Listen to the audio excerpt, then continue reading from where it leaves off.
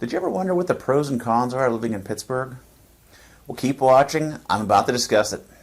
Hi, my name is Mark Stanko, and I'm a realtor here in Pittsburgh, PA, born and raised. And today I'm going to discuss the pros and cons of living in this great city. So our first pro that we have on the list is our sports teams. We have professional baseball, professional football, and professional hockey, all of whom have won championships numerous times. Kind of been a while for baseball, but we do have a beautiful baseball field. So throughout most of the year here in town, you can catch one of those games. Like I said, most of the time they're exciting. Go to playoffs, win championships. It's really a great time. The atmosphere outside the games is also great, especially the Steelers at football. There's people that get there at 8, 9 o'clock in the morning for a 1 o'clock game and start getting ready and having some adult beverages, cooking out food, having a good old time. If you've never been, it's really an interesting experience to get down there early, have some fun, and then head into the game, and you're probably going to see a good game. Same thing with the Penguins, especially in the playoffs. They do an outdoor screen. Pre-COVID. Hopefully we'll get back to that again someday, but they do an outdoor screen outside the arena so fans who don't have tickets can still congregate and can watch the game on a massive screen. It's also got like a, kind of a tailgate atmosphere, and it's a really fun time as well. They're always exciting to watch. That arena is a great arena to watch hockey in. There's not really a bad seat in the house. Doesn't matter where you're sitting. It feels like you're right there on top of the action. One of our biggest cons, I think, that most people that live here and that have spent any kind of time here can agree on is the weather. We have some crazy weather.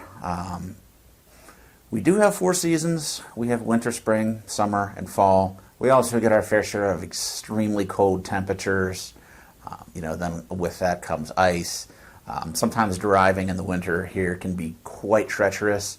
Fall usually doesn't seem to last long enough. We have some 65-degree days towards the end of the year, but a lot of times we go from like hot, humid summer straight into winter and snow and don't get a whole lot of fall, which is unfortunate. So another pro that we have here in Pittsburgh that I think you don't see in a lot of other places is just the really interesting houses that we have. Different types of architecture that personally I found really cool. A lot of houses that are kind of built nowadays aren't very cool. They're kind of cookie cutter. They all look alike. We have some houses here that are, in the Victorian style, where the big 3-story, tall ceilings, intricate woodwork throughout. A lot of them, one of my favorite features is a turret on the front, which just looks really cool. A lot of those houses were built 100+ years ago, but a lot of them have been, updated, and, my favorites are the ones that are able to keep the original charm of the house, but still work in the creature comforts like air conditioning and, upgraded plumbing, upgraded electrical systems to make it, comfortable to live there in 2021. There's also, some craftsman style houses, which, if you're not familiar, they're maybe a touch on the smaller side, but the same thing with the details. A lot of them have tons of woodwork, hardwood floors, railings, banisters.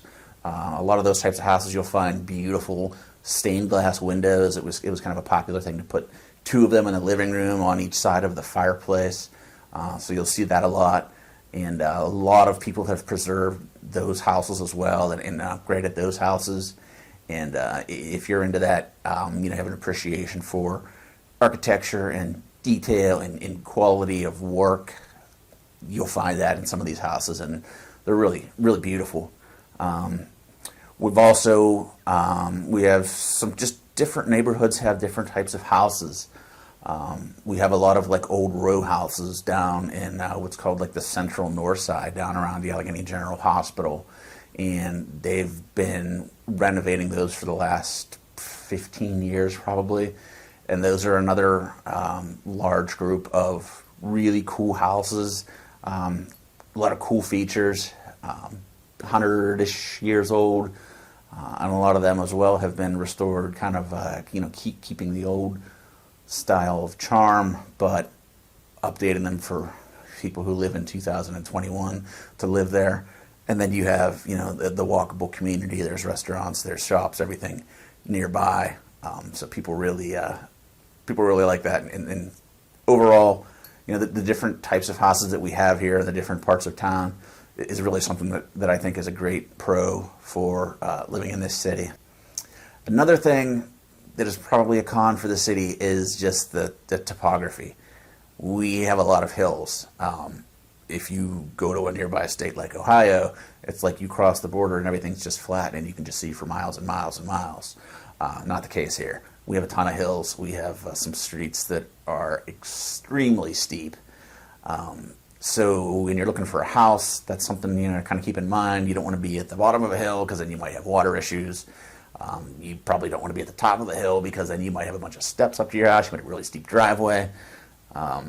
And then just driving up and down the hills.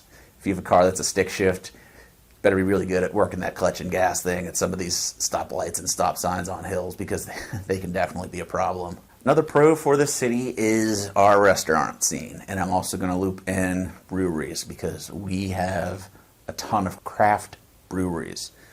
A lot of neighborhoods have a craft brewery now, and they just keep popping up. People make some great beer. It's a great culture. A lot of people really enjoy that. To be able to get on somewhere local, have a fresh beer that was made right there. And then as far as the restaurants, we have so many fantastic restaurants throughout the city. I mean, you could eat and eat and eat for probably years and not eat at every restaurant that we have. I mean, and it pretty much runs the gamut too. Depending on what you're into, you can find a restaurant there. There's different types of ethnic cuisine from many different cultures. We have some fantastic steakhouses. We have some good seafood restaurants. We have great pizza. There's no shortage of great pizza places throughout the city. I mean, if you're hungry and like to eat, call yourself a foodie. I mean, Pittsburgh is definitely, probably even like a destination for people who want to come in for a weekend and really enjoy the food and drink culture because it is huge here. Another con that I think that you would hear from a lot of people about the city is the traffic. Now, that's really dependent on where you live in the city because when you say Pittsburgh, it's a really large area. Some people think that Pittsburgh is Cranberry, which is 20 miles north of the downtown business district of Pittsburgh. Some people think that Pittsburgh is just this massive area. So you kind of have to be careful when you say Pittsburgh when you're talking about traffic. But you'll find in certain areas the traffic is definitely worse than others. A lot of people work downtown and, they work 9 to 5 or 8 to 4 or something like that. And it seems like traffic heading east is definitely usually bad in the afternoons from 2 o'clock until probably dinner time or after dinner if you're trying to head out east to Monroeville and places like that on the Parkway East. It's going to take you a while. South is kind of the same. A lot of traffic. The South Hills, is not too far from town, but you have to deal with Route 51, which is 2 lanes each direction, and it's usually quite backed up. And to get somewhere, from the South Hills to town might only be less than 10 miles, but it's probably still going to take you 30, 40 minutes to get there. Heading west is also kind of dicey because you have to deal with the tunnel over there too. Bridges and tunnels everywhere.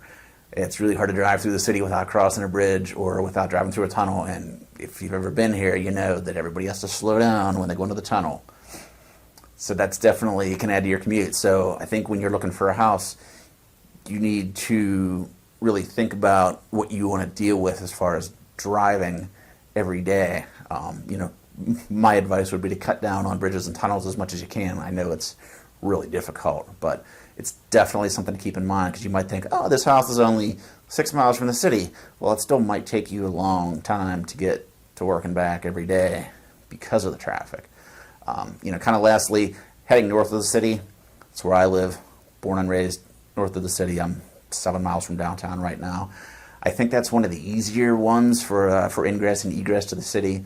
I worked in town for several years, and usually about 30 minutes from my house to town, and that included parking my car and walking to my office. Heading north out of the city after work hours is usually not bad. Doesn't back up too much, especially where I'm at in the North Hills area. It's okay. Now, we also have a lot of people who live in Cranberry and places further north than that. So kind of what it does is, you can get out of the city, you can get to the North Hills, you can get to Wexford, and then it kind of starts slowing down again. So like between Wexford, Warrendale, Cranberry, you might see some more traffic backing up. And then obviously once you get off of those roads onto like Route 19, Perry Highway, you can run into some more traffic heading north that way. But just kind of my opinion, if you're looking for less traffic, I would look in the North Hills area, just because, for whatever reason, it's usually smoother to get out this way than it is to get some of the other ways. But like I said, in general, traffic here can be a bit of a headache. Another great thing we have going for us here that is a big pro is our cultural scene. We have museums, we have a science center, we have a symphony. So if you're into that type of stuff, you can find it here. It's great. We have the Carnegie Museum, we have the Carnegie Science Center, we have Heinz Hall, we have the Benedum Center. You can learn a lot of different things by visiting these different venues. The museums are really, really cool. The Science Center is great.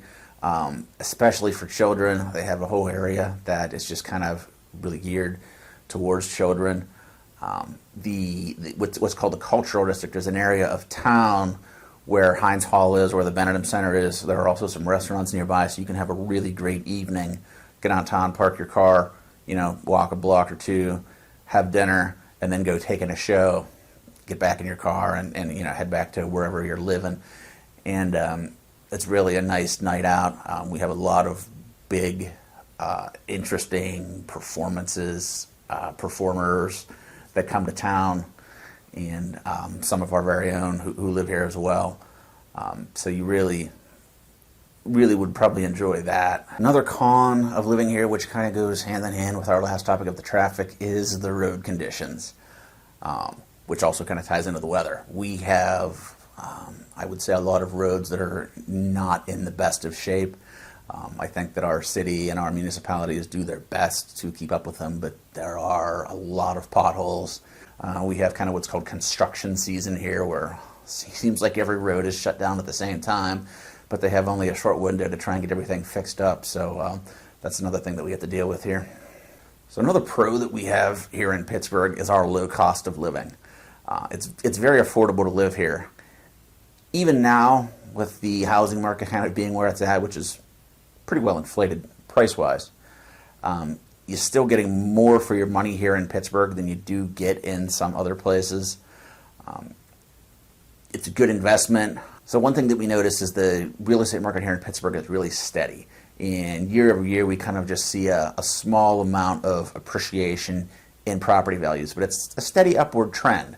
So we don't have big swings, which is nice, because in other cities, they will have that. So you might buy a house and then a couple years later it might be worth significantly less than you paid for it. We're kind of sheltered by that here in Pittsburgh. I'm not an economics professor, but I understand that to that degree that it's a pretty safe investment to buy a house in Pittsburgh, and you can expect to gain some appreciation. You live here for 5-10 years and pay the mortgage down, plus you get the appreciation, and you're going to do okay when you do go to sell that house.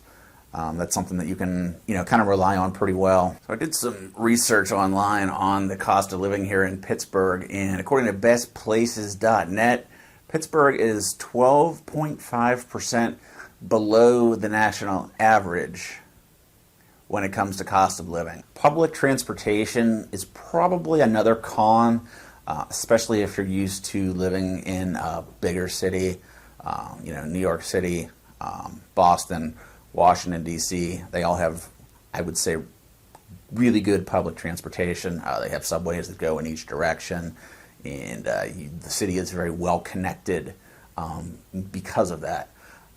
Here in Pittsburgh, the public transportation isn't great. You can get around the city pretty well. We do have a subway. It only really goes into the South Hills, though. So if you live in the South Hills, you can do like a park and ride. You can take a subway ride that's 20, 30 minutes into town and back, and you're okay. But if you live in one of the other areas, that's not an option.